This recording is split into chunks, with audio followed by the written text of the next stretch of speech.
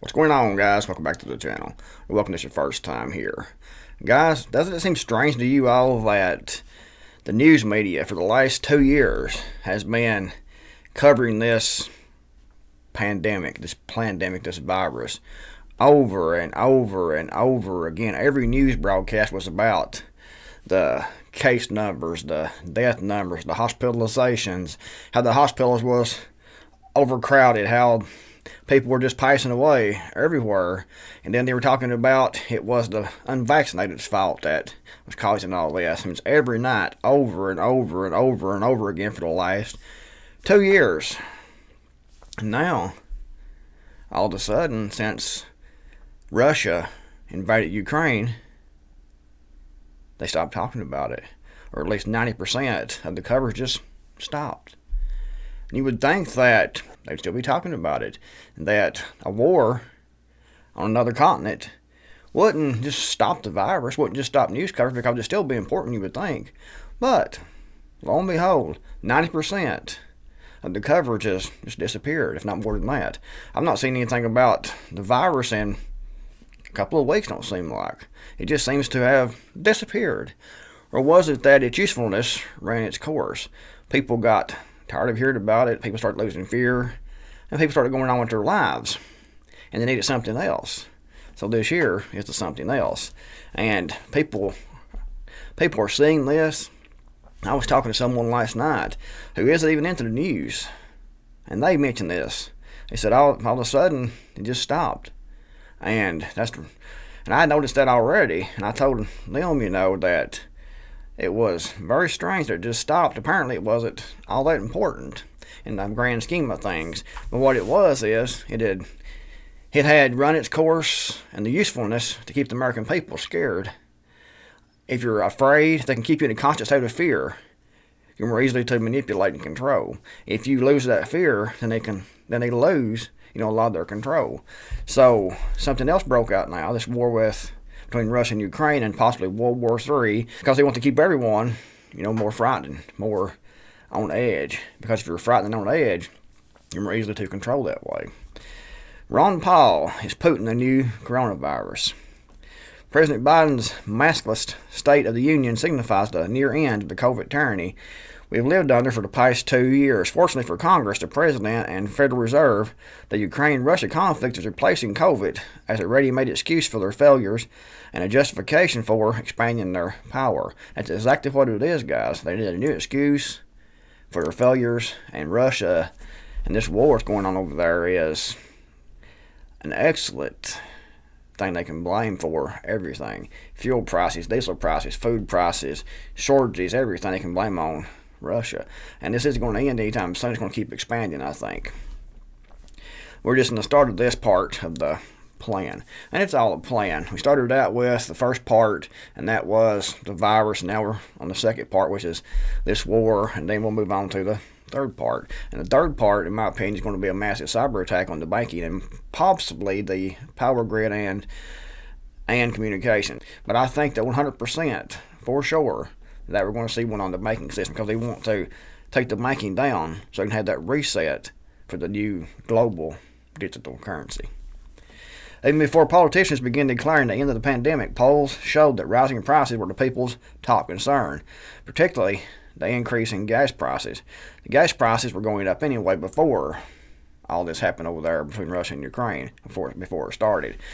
But they knew it was going to happen. They knew their dollar was going to crash. They knew everything was going to go up in price. They knew that food was going to be in short supply, and inflation was going to hit hard here in the United States and in most of the world. So they're going to use this Russia thing as the excuse. It wasn't their fault. It wasn't their policies that caused all this. It was Russia. And Russia will be having hard times also. And the Russian government will be blaming the West. So it's all a blame game. They knew it was all coming, and they needed an excuse. And this thing between Russia and Ukraine is the perfect opportunity and the perfect excuse to say that they aren't at fault. They're doing everything they can possibly do. It's this over here that's causing this. Nothing to do with us. We need to put our hate over here.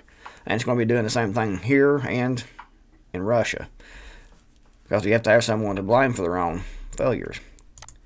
Since Russia is one of the world's leading energy producers, sanctions imposed on Russia, as well as Germany's decision made under pressure from the U.S. to shut down the Nord Stream 2 pipeline, provide a convenient excuse for rising gas prices. This is the case, even though the U.S., citing instability in the world energy markets created by the Russian-Ukraine conflict, has yet to officially ban imports of Russian oil.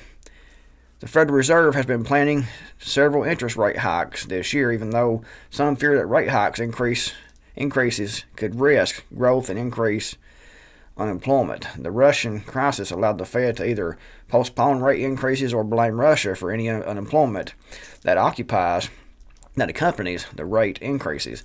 Either way, the Fed can use the crisis to deflect attention away from its responsibility for our economic problems. As of now, it appears the Fed will go through with at least a modest rate increase this month, but because of the Ukraine crisis, the increase will be smaller than previously expected. The Ukraine crisis also provides an excuse for Congress to do what Congress does best: increase federal spending. President Biden has, and what this is going to do, increase federal spending means they'll borrow more money. They will borrow more money from the Federal Reserve, which will make more currency be in the system, which will make quicker hyperinflation. If you throw money into quantity of ease and you throw that currency into the system, then you have more in the system. It makes every dollar that's in circulation already worth less, and this is going to cause more inflation. And you've noticed any government their economy starts collapsing, what they do is start printing that cash off. They're trying to get ahead of that hyperinflation, but it just causes more. They just postpone it for a few months, but eventually, it makes it go faster, and that's what we're going to see now with the U.S. dollar. The Ukraine crisis provides an excuse for Congress to do what Congress does best: increase federal spending. President Biden has requested Congress provide an additional $10 billion in emergency military aid to Ukraine. So they want to give $10 billion taxpayer dollars, put that onto the national debt, $10 billion, and they want to give it to Ukraine. Here you go, Ukraine. We're broke over here. We're $30 trillion in debt right now. The economy's crashing over here, but here's another $10 billion. Congress will likely approve the president's request on Democrat side and Republican side. This will not likely be the last time Congress rushes billions of emergency money to Ukraine, so this is just a start. $10 billion. So guys, the economy is crashing.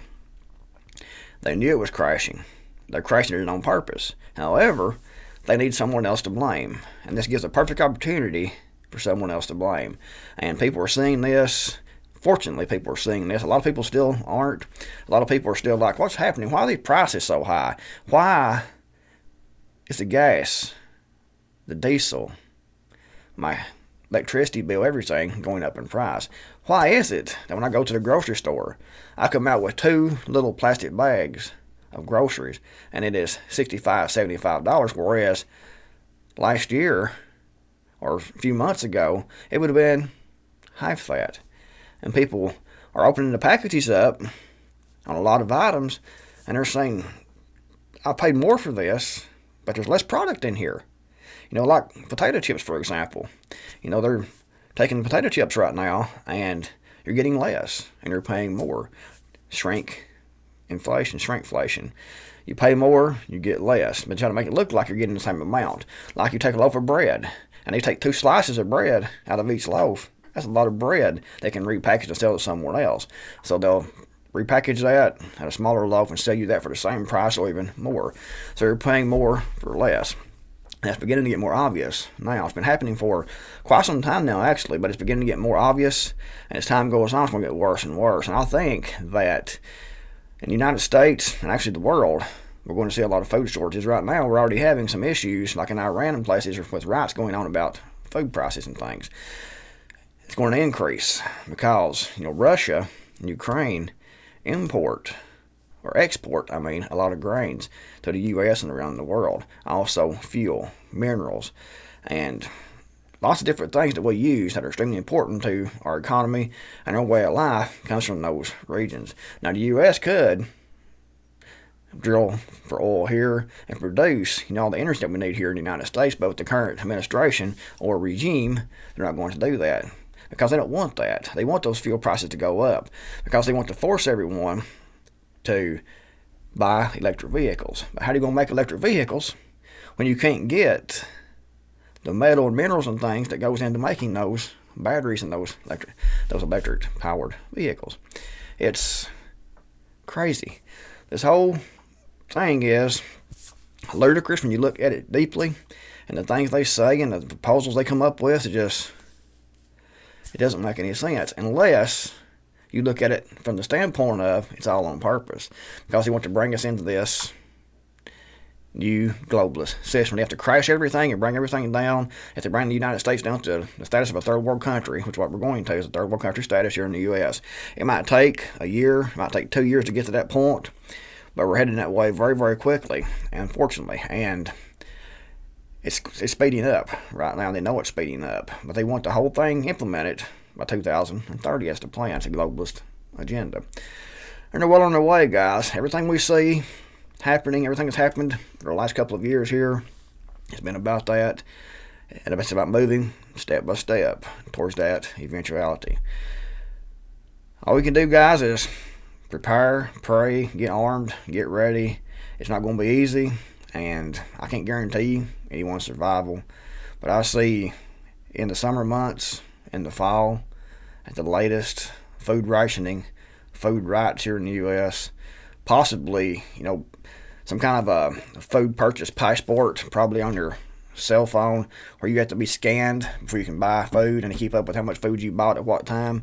So you'd be rationed in that way, and that'd be like another passport type system where they get your information and control what you buy.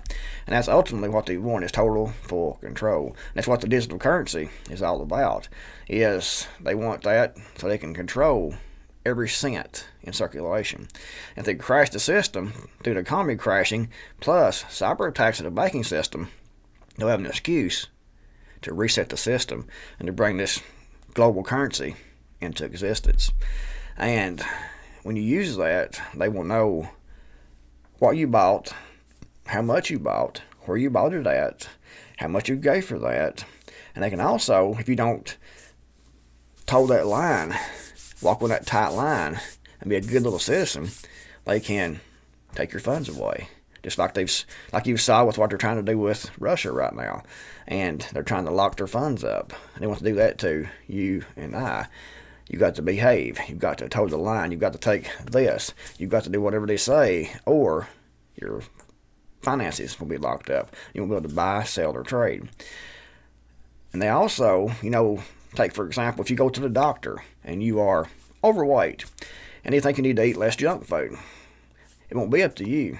The decision won't be up to you. Of course, there'll be black markets where you can buy things, but the currency, you have to barter for that, because if you use that digital currency, they'll know what you bought. But if you go to the doctor and you are overweight, for example, and they think you don't need to eat any more junk food, they can cut that off. Well, you can't buy any junk food with your currency. They can control what you buy. They can control everything.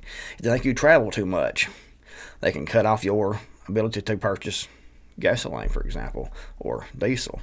Full total control is what they're after. And they want to control the currency, and by controlling that currency, they can control everyone. Anyways, guys, if you thought the video was interesting, get a big thumbs up. Thanks for watching. I'm the Creekmore out of here. I'll see you guys in the next video, hopefully.